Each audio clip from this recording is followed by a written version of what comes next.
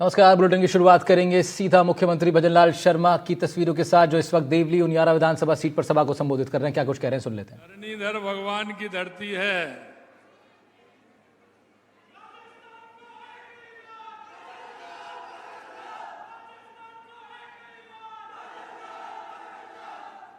तो भारत माँ का नारा ऐसा लगे जो लोगों के कान तक पहुंचे। बोलिए भारत माता की, भारत माता की, भारत माता की, धरणीधर भगवान की, खाटू श्याम की, बंसी वाले की। आज के इस देवली उनियारा के हमारे प्रत्याशी भाई राजेंद्र गुर्जर जी के इस चुनाव की सभा में हमारे बीच में, जिनको अभी आपने सुना, ऐसे भारतीय जनता पार्टी के प्रदेश के अध्यक्ष सम्मानीय मदन राठौर साहब, हमारी पार्टी के प्रदेश के महामंत्री और इस विधानसभा के प्रभारी, भीलवाड़ा के सांसद सम्मानीय दामोदर जी अग्रवाल साहब, कैबिनेट में मेरे साथी और इस जिले के प्रभारी भाई हीरालाल जी नागर साहब, आपके अपने ही, आपके जिले के ही रहने वाले कैबिनेट में मेरे साथी भाई कन्हैयालाल जी चौधरी साहब, पार्टी के जिला अध्यक्ष भाई अजीत मेहता जी, हमारे पूर्व सांसद सुखबीर सिंह जी जौनपुरिया साहब, पूर्व मंत्री और पार्टी के वरिष्ठ नेता भाई प्रभुलाल सैनी जी, प्रदेश के महामंत्री और विधायक जितेंद्र गोटवाल जी, हमारे केकड़ी के विधायक भाई शत्रुघ्न गौतम जी, राम साहेब वर्मा जी हमारे विधायक, बीरेन्द्र जी कानावत विधायक, उदयलाल जी बढ़ाना विधायक, राम अवतार जी बैरवा विधायक, जब्बर सिंह जी सांकला विधायक, राधे श्याम जी बैरवा विधायक, ललित मीणा जी विधायक और हमारे विधानसभा के सह प्रभारी भाई ओम प्रकाश बढ़ाना, जिला प्रमुख श्रीमती सरोज बंसल जी, उप जिला प्रमुख आदेश कंवर जी, पूर्व जिला अध्यक्ष रमेश जिंदल जी, शंकर लाल ठाड़ा जी और इस कार्यक्रम में आए मेरे पूजा योग बुजुर्गों, नौजवान दोस्तों और मेरी माता बहनों, सबसे पहले तो मैं आप सभी का अभिनंदन करता हूं, वंदन करता हूं कि इतनी बड़ी संख्या में आप सभी लोग आए। आप सभी का मैं अभिनंदन करता हूं। मित्रों, आप सभी जानते हैं कि जब चुनाव होता है तो चुनाव से पहले जो पार्टी चुनाव मैदान में जाती है तो वो अपना घोषणा पत्र या संकल्प पत्र लेकर के जाती है और वो जनता के बीच में जाकर के कहती है कि अगर हमारी सरकार आती है तो हम आपके ये संकल्प पत्र या घोषणा पत्र के काम जो हमने दिए हम इसको पूरा करेंगे। मित्रों, मैं आपसे एक ही बात कहना चाहता हूं और वो मैं ये कहना चाहता हूं, अब कांग्रेस के घोषणा पत्रों को देख लीजिए और एक बार का घोषणा पत्र नहीं, अरे पहले 5 साल का, उससे 5 साल का, उससे 5 साल का, जब भी कांग्रेस ने चुनाव लड़ा है अपना घोषणा पत्र जनता के बीच में दिया है। लेकिन मैं आपसे कहना चाहता हूं, उन्होंने उस घोषणा पत्र पर 10% भी काम नहीं किया, 10% भी काम नहीं किया। मैं आपको यह विश्वास दिलाने के लिए आया हूं कि भारतीय जनता पार्टी जब जब चुनाव में जाती है वो घोषणा पत्र नहीं, अपना संकल्प पत्र लेकर के आती है और संकल्प पत्र लेके जनता के बीच में जाती है। और आपने देखा होगा, चाहे हमारी केंद्र की सरकार हो, चाहे हमारे राज्य की सरकार हो, जब भी हम चुनाव के अंदर जाते हैं तो हमारा संकल्प पत्र लेकर के जाते हैं। मैं आपको इतना विश्वास दिलाता हूं, जो पिछले चुनाव में हम 11 महीने पहले आपके बीच में आए थे और हम हमारा संकल्प पत्र लेकर के आए थे, और वो संकल्प पत्र हर व्यक्ति के पास है। आप उस संकल्प पत्र को देख सकते हैं। मैं आपको कहना चाहता हूं, वो संकल्प पत्र हमारा 5 साल के लिए था, 5 साल के लिए। लेकिन मैं बताना चाहता हूं, उस संकल्प पत्र में लगभग 50% काम हमने 10 और 11 महीने में पूरा करने का काम हमने किया है। ये मैं आपको बताना चाहता हूं। कांग्रेस के लोग कहते हैं कि 10 महीने में आपकी सरकार ने क्या किया। अरे जनता के बीच में हम जाते हैं। मैं आपको बताना चाहता हूं कि जिस दिन इस हमारी सरकार को 1 साल हो जाएगा, हम जनता के बीच में हिसाब लेकर के जाएंगे कि हमने हमारे 1 साल में ये हमारे संकल्प पत्र पर हमने काम किया है। और आपने देखा होगा, देश के यशस्वी प्रधानमंत्री नरेंद्र मोदी जी जब भी 1 साल होती है, जनता के बीच में पूरा हिसाब लेकर के जाते हैं और अपने काम को गिनाते हैं कि ये काम है। मैं भी आपको विश्वास दिलाना चाहता हूं कि एक एक काम को हम गिनाएंगे। अरे 10-11 महीने का तो अभी आपने ट्रेलर देखा है। अरे फिल्म तो अभी चालू होने वाली है, चिंता मत करिए। इसलिए मैं कहना चाहता हूं कि आपके बीच में एक ऐसा कार्यकर्ता जो हमेशा आपके दुख और दर्द में हमेशा साथ रहता है, ऐसा हमने कार्यकर्ता आपके बीच में दिया है। आप दिन में जाइए, रात में जाइए, कभी भी जाइए, राजेंद्र गुर्जर जी से मिलिए। सीधा साधे आदमी है, सीधा साधा व्यक्ति है। जब भी आप जाएंगे, आपकी बात को सुनेंगे। आपके दुख में और दर्द में हमेशा शामिल होने वाले भाई राजेंद्र गुर्जर जी हैं।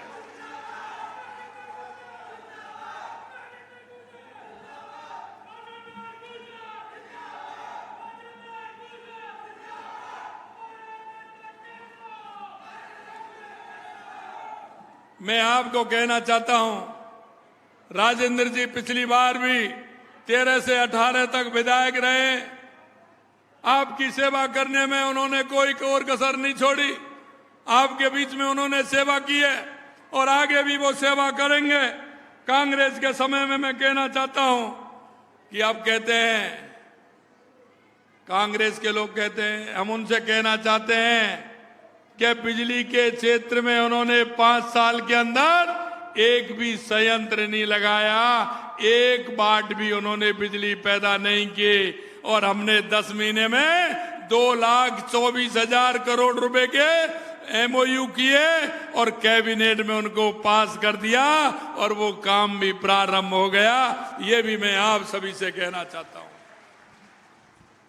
अरे हमने किसानों से वायदा किया है, हम किसानों के दर्द को समझते हैं, किसानों के दुख को हम समझते हैं, और किसानों के जो बेटे हैं, युवा साथी, हम उनके दर्द को भी समझते हैं। इसलिए मैं कहना चाहता हूं मेरे भाई और बहनों, हमने कहा है कि 2027 तक हम किसान को दिन में बिजली देंगे, पूरी बिजली देंगे, जिससे किसान को किसी भी तरह की परेशानी नहीं हो। देश के यशस्वी प्रधानमंत्री नरेंद्र मोदी जी कहते हैं कि देश में क्योंकि कांग्रेस जब भी चुनाव में आती है तो जाति पाति की बात करती है, धर्मवाद की बात करती है, गलत फुसूके छोड़कर के अपमान छोड़कर बरगलाना चाहती है। कांग्रेस लूट और छूट पर काम करती है। और अभी अभी आपने देखा, अरे 15 दिन पहले तो जिस व्यक्ति को गले लगा रहे थे, आज क्या हो गया, आज उससे किस तरह की गाली दे रहे हैं, किस तरह का माहौल बना रहे हैं, ये आपने देखा है ना, किस तरह की स्थिति कर रहे हैं। मैं आपसे कहना चाहता हूं मेरे भाई और बहनों कि हम किसान के दर्द को जानते हैं। किसान कपकपाती ठंड में रात को जब बिजली आती है और जब वो अपने खेत में काम करने के लिए जाता है, तो उसको कितनी बड़ी पीड़ा होती है। हमने सबसे पहले वायदा किया है किसान से कि आपको सुबह 8 बजे से लेकर के शाम को 6 बजे तक दिन में बिजली देने का काम हमारी सरकार करेगी। हमने कहा कि देश के यशस्वी प्रधानमंत्री नरेंद्र मोदी जी ने किसान सम्मान निधि दी है, लेकिन हमारी सरकार भी सम्मान निधि देगी। आपको पहली किस्त आई है नहीं आई ये तो बताइए। अरे किसान सम्मान निधि की पहली किस्त आ गई ना, बस तो तैयार हो जाइए, दूसरी भी आने वाली है, चिंता मत करिए, दूसरी भी आने वाली है। मित्रों, मैं कहना चाहता हूं, किसानों के बेटे जिन्होंने किसान का एक आधार होता है, किसान सपने देखता है कि मेरा बेटा जब मेरे बराबर का होगा, मेरी उम्मीदों पर मेरे काम आएगा, मेरा एक घर चलाने के लिए सहारा बनेगा। किसान उस बच्चे को पढ़ाता है, उसकी आवश्यकताओं की पूर्ति करता है। लेकिन आपने पिछले 5 साल में देखा कि क्या उसकी दुर्गति की, युवाओं को किस तरह का कुठाराघात करने का काम किया। अरे 19 में से 17 पेपर लीक हुए, 17 पेपर लीक करने का काम इस कांग्रेस की सरकार ने किया। और हमने कहा कि हम उनको जेल सलाखों के पीछे करेंगे। अरे हमने पहले तो सोचा 50-100 है, लेकिन आपने देखा होगा 200 लोगों को सलाखों के पीछे करने का काम हमारी सरकार ने किया है। यही नहीं, युवाओं से हमने वायदा किया है कि आपको हम सरकारी नौकरी भी देंगे। सरकारी नौकरी के अलावा हम आपको प्राइवेट सेक्टर में भी नौकरी देंगे। हमने कहा और आपने देख लिया, 90,000 जगह हमारी कैबिनेट ने पास की है, 33,000 जगह हमने नियुक्ति दी है। एक बात मैं आपसे पूछना चाहता हूं, 60,000 चतुश्रेणी कर्मचारी के रिक्त पद थे, क्या वो 10 महीने में हो गए? क्या वो 60,000 पद 10 महीने में खाली हुए हैं? मैं आपसे पूछना चाहता हूं मेरे भाई और बहनों कि आप बताइए कि 60,000 वैकेंसी कितने दिन की थी? अरे क्या हो जाता अगर उन वैकेंसियों को निकाल करके मेरे किसान, मेरे मजदूर भाई के बेटे की अगर नौकरी लग जाती। लेकिन ये नौकरी नहीं देना चाहते थे। हमने कहा कि हम किसान के बेटे को नौकरी देने का काम करेंगे और हमने जो वायदा किया है, निश्चिंत रहिए, कैलेंडर भी निकाल दिया, जगह भी निकाल दी, आगे और जगह निकालेंगे, ये भी मैं आपको विश्वास दिलाना चाहता हूं। मित्रों, यही नहीं, हमने देखा कि राजस्थान के विकास के लिए क्या आवश्यक है। सबसे पहले हमने देखा कि राजस्थान को पानी की आवश्यकता है। तो पानी कैसे आ सकता है? हमारी ERCP की योजना को इस कांग्रेस ने लटकाने का और भटकाने का काम किया। हमने हमारे 2 महीने के अंदर अंदर हमारी ERCP की योजना को हमने MOU किया। आगे आने वाले समय में उसका शिलान्यास भी होने वाला है और उसका सबसे बड़ा फायदा आपके टोंक जिले को मिलने वाला है। यह भी मुझे पता है कि सबसे ज्यादा ERCP का फायदा टोंक जिले को ही मिलेगा। मित्रों, मैं कहना चाहता हूं, दूसरी जो हमारी बात थी वो बिजली को लेकर के थी। तो बिजली में आपको पता ही है 2,24,000 करोड़ रुपए के MOU हमने किए हैं। और तीसरी बात जो हमारी थी कि हमारे युवाओं को रोजगार मिले, हमारी माता बहनों को रोजगार मिले। हमने कहा कि हम राइजिंग राजस्थान के माध्यम से हर गांव ढाणी में भी रोजगार उत्पन्न करेंगे। और हमारे राजस्थान में अपार संभावना है, चाहे वो माइनिंग के क्षेत्र में हो, चाहे पर्यटन के क्षेत्र में हो, चाहे हमारी शिक्षा के और चिकित्सा के क्षेत्र में हो। हमने कहा हर क्षेत्र में हम राइजिंग राजस्थान के माध्यम से हर क्षेत्र में उद्योग लगाने का काम हमारी सरकार करेगी। मित्रों, मैं कहना चाहता हूं, आपने देखा होगा ये कांग्रेस के लोग कैसे हैं। इनको वोट चाहिए, इसको देश से प्रदेश से कोई लेना देना नहीं है। मैं आपसे पूछना चाहता हूं, क्या धारा 370 हटना चाहिए? आपने पूछना चाहता हूं, धारा 370 हटना चाहिए क्या? अरे पीछे तक बताएं।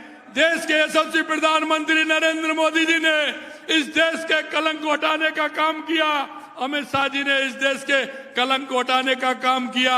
लेकिन कल आपने देखा होगा, कल आपने देखा ना, जम्मू कश्मीर के अंदर ये कांग्रेस के लोग उन लोगों के साथ खड़े हैं और विधानसभा के अंदर कह रहे हैं कि धारा 370 को हटाएंगे।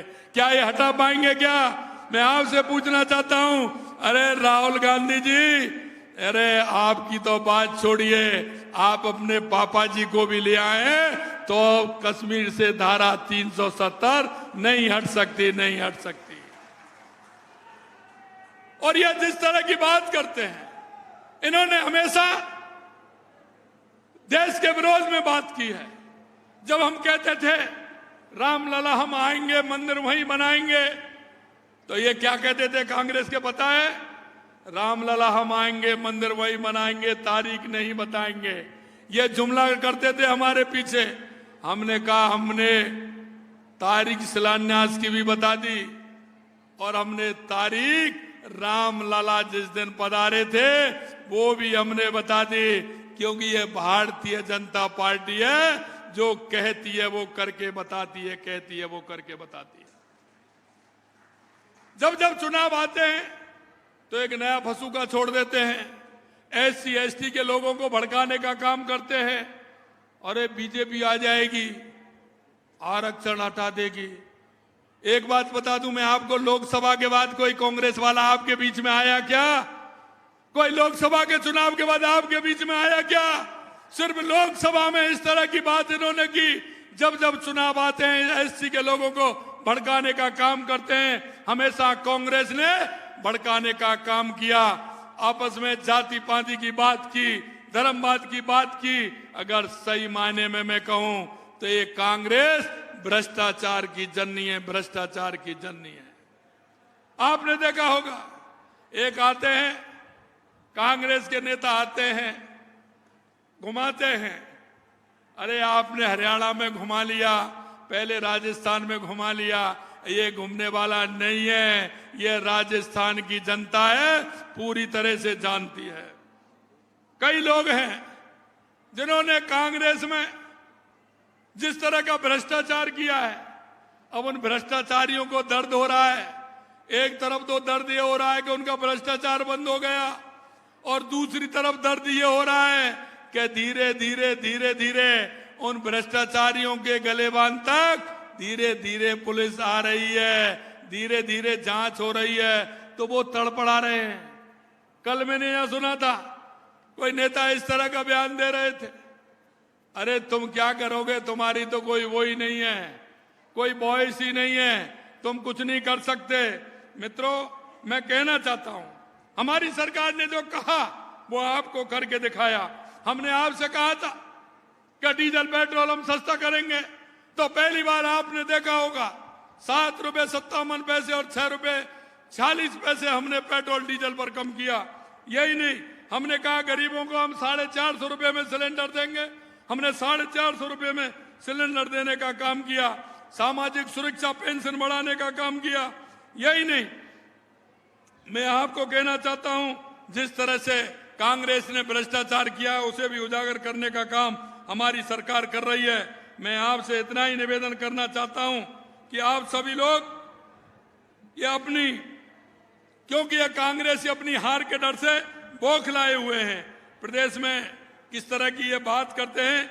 आज जो लोग नफरत की भाषा बोल रहे हैं वो तब मुंह पर टेप चिपका कर बैठे थे जब सरेआम कन्हैया लाल की हत्या हो रही थी।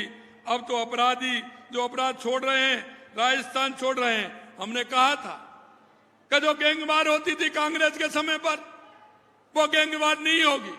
हमने जिस दिन से एंटी गैंगस्टर फोर्स का गठन किया है, हमने कहा अपराधी या तो राजस्थान में आएगा नहीं, आएगा तो वापस जाएगा नहीं। यही मैं आपसे कहना चाहता हूं। मित्रों, मैं अंत में आपसे इतना कहना चाहता हूं, कांग्रेस की जिस तरह की नीयत रही है, कांग्रेस की हमेशा जिस तरह से नीयत रही है, आज भी उसकी वही नीयत है।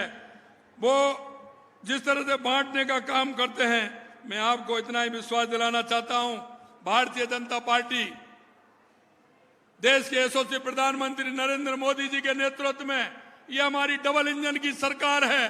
और ये डबल इंजन की सरकार आपने देखा है, 10 महीने का काम भी आपने देखा है। मैं इतना ही कहूंगा कि जिस तरह से आपने भारतीय जनता पार्टी को विधानसभा के चुनाव में आपने जिस तरह से सहयोग करते हुए बहुत भारी बहुमत के साथ भारतीय जनता पार्टी को जिताया, और अब ये आपके हमारे 7 चुनाव हैं। मैं देख रहा हूं, जैसा कि माननीय अध्यक्ष जी कह रहे थे, 7 चुनावों में कांग्रेस एक भी जगह आने वाली नहीं है, एक भी जगह आने वाली नहीं है। मैं अंत में आपसे इतना ही कहूंगा कि आप इस देवली उनियारा सी विकास की गाथा लिखेंगे। हे मेरे भाई और बहनों, तुम इस मुल्क के मालिक हो। इस मुल्क के मालिक को एक ऐसा बना दिया, क्योंकि जो मालिक है उसको तो इन्होंने भिखारी बनाने का काम कांग्रेस के लोगों ने किया, और जो भिखारी थे वो आज मालिक बने घूम रहे हैं, मालिक बने घूम रहे हैं। हे मेरे मुल्क के मालिक, मैं आपसे यही कहना चाहता हूं कि उठिए और सोचिए, सोच विचार करके देश के यशस्वी प्रधानमंत्री नरेंद्र मोदी जी के नेतृत्व में जो विकास हो रहा है, उस विकास के आयाम को आगे बढ़ाइए, जिससे कि हमारा राजस्थान विकसित राजस्थान बने, हमारा भारत विकसित भारत बने। उन बुनियादी ढांचों को छूइए, और छू करके हमारा जो ये विकास का पहिया जो आगे बढ़ रहा है उसको बढ़ाने का काम करिए। आपने देखा है, देवली उनियारा के विकास के लिए हमारी सरकार ने जिस तरह से घोषणा की है, लगभग पहला बजट होगा ये जो 1000 करोड़ रुपए देवली उनियारा के विकास के लिए दिया गया है। 1000 करोड़ रुपए दिया गया है। शायद मैं कह रहा था, राजेंद्र जी कह रहे थे, हमारे सभी साथी कह रहे थे कि इतना विकास का पैसा आज तक के इतिहास में देवली को मिला ना, टोंक जिले को इतना विकास के लिए पैसा मिला। अरे मैंने कहा, ये जैसा मैंने पहले कहा कि ये तो टेलर है, विकास की गाथा तो अभी चल रही है। आने वाले समय में जो हमारा किसान, हमारा युवा, हमारी महिला, हमारा मजदूर जो भारतीय जनता पार्टी की सरकार से इच्छा और अपेक्षा करता है, हमारे संकल्प पत्र के माध्यम से हम एक एक बात को पूरा करेंगे, ये मैं आपको विश्वास दिलाता हूं।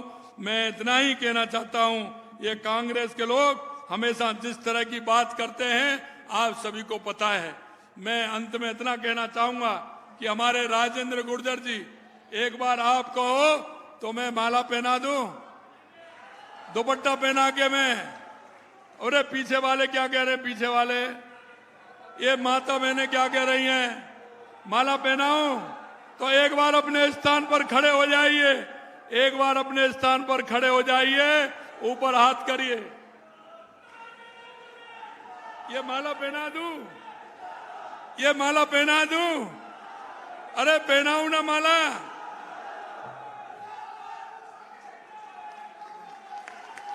बोलिए भारत माता की, भारत माता की, भारत माता की। बहुत बहुत धन्यवाद।